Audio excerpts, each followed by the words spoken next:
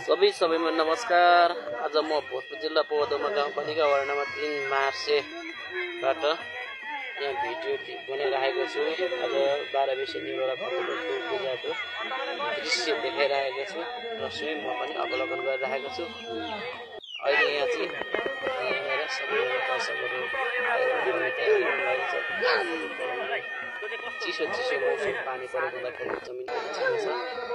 टाढा टाढा हेर्नु माछाको हरियाली खेतहरू यहाँनिर चाहिँ पानी पर्छ कि हुन राम्रो बनाउनु पर्यो। माछाको निरुवा खतीले यहाँनिर चाहिँ आमाहरू एकदमै रमाइलोसँग नाचिरहनु भएको छ। सबैले हेरिदिनु दोकानहरू पनि राखेको छ।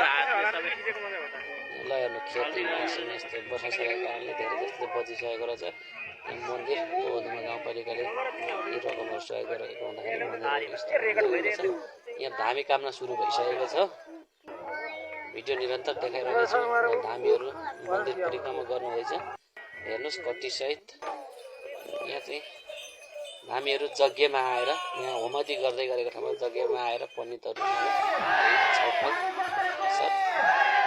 सकेपछि अहिले फेरि मन्दिर घुम्ने क्रममा हुन्छ। अब पोका काट्ने लगभग सुरु भइसक्यो हुन लागेको छ।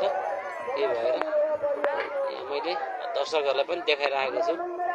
यहाँनिर चाहिँ सबैजना चाहिँ आमाहरू चेलीबेटीहरू दाजुभाइहरू पोका काट्यो। पहिलो नम्बरमा सेतो पोका काटिसकेको छ। अहिले सेतोमा भोकेहरू दिने हामी चाहिँ विदेशमा गएको कारणले यो चाहिँ त्यतिकै फ्याँकिँदैछ। कालो बोका काट्यो। कालो बोका चाहिँ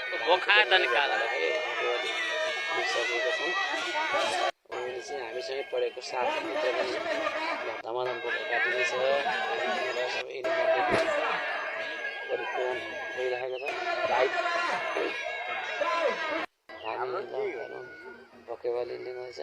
दर्शकहरू यहाँ एकदमै रमाइरहनु भएको छ। खेतहरूको दृश्य देखाउँछु। डाँडा पातहरू